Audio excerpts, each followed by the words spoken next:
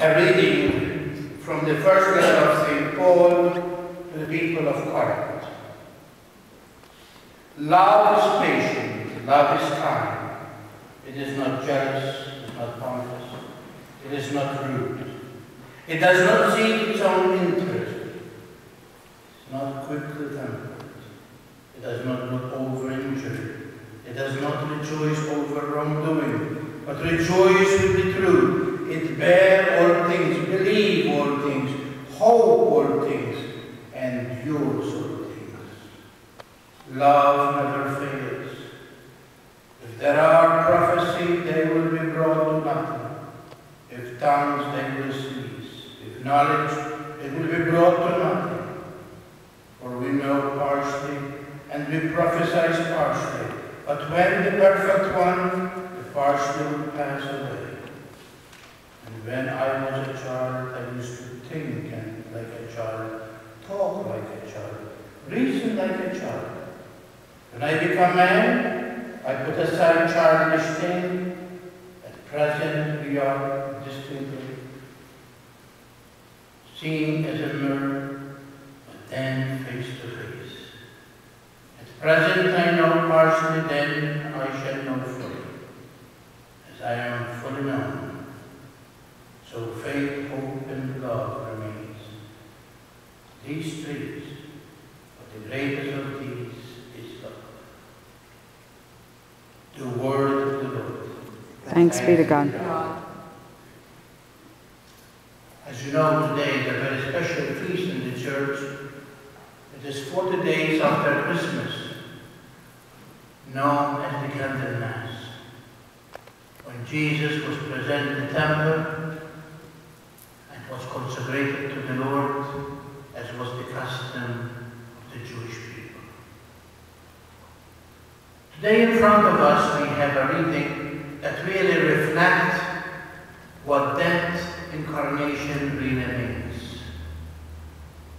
God is love, and in His love He gave us His very Son.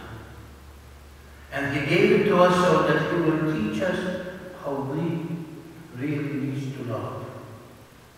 And that's why St. Paul, filled with that same spirit, he really tried to reassure us what God Himself has done for us.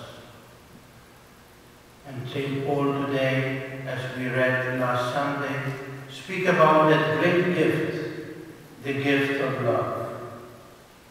And St. Paul issued forth the effects of love.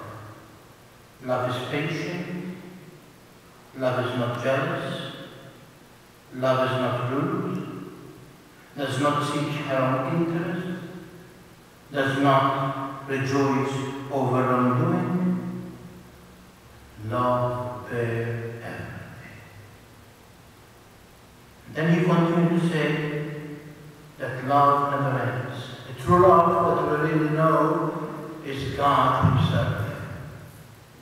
God never had an end, because whoever loves is born of God. And then he speaks about prophecy, he speaks about knowledge, he speaks about tongues. All of them will come to nothing. And then he asks us to understand that right now we see partially, because the human mind is too small to understand the infinite love of God. And who is God? God is love. And that's why he said then when the perfect one comes, he is speaking about the one whom the Father has sent, so that by His life, death, and resurrection, He restored us to that perfection. And now that He has restored us to that perfection, He will come again in the fullness of time, and He will come again so that we will be united with Him and we see Him as He is. Not anymore in a mirror, not anymore in a message, not anymore in the speeches, but we see Him as He is. And St. Paul said there are three things: faith, hope, and love. What remains for eternity is love. Because faith will vanish, have put faith in Jesus Christ, we now come to know him, because when the perfect one comes, he will reveal himself to us. Hope is because now our salvation has been granted to us, because the fullness of time has come when he sent his Son, and now his Son comes to take us home after he has purchased us from the evil one. And so now what remains is to be united with that whole, to be united with that God who is love. This is what St. Paul is trying to convey to us. And if we really want to love, it's not the love of Valentine with the cards and roses, but it's the love of God.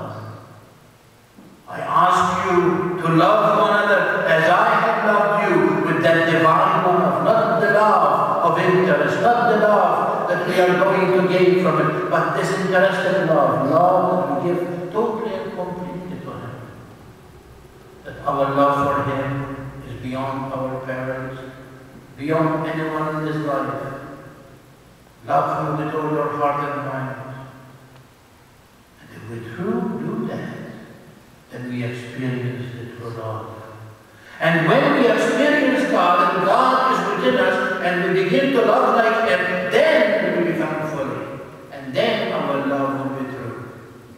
Otherwise, our love will fade. Our love will vanish.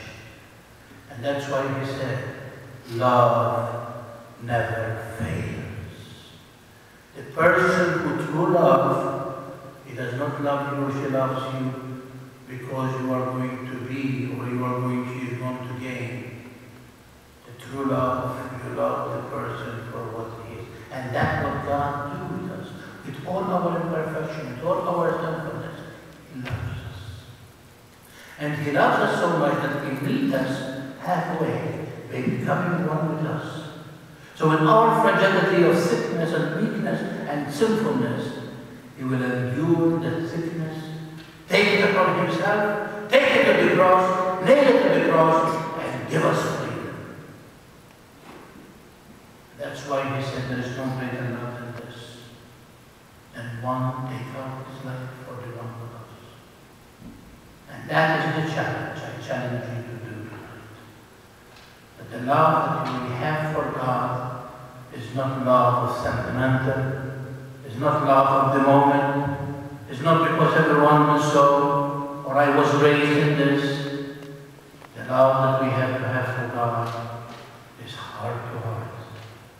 And when we do so, we experience that joy that the world cannot take from us. Because when we experience love, we experience Jesus Christ. And when we experience him, we cannot be indifferent. We cannot sit in the pew and do nothing about it. But we have to return that love to one another, to reflect God's love within us in what we say, especially in what we do. Show me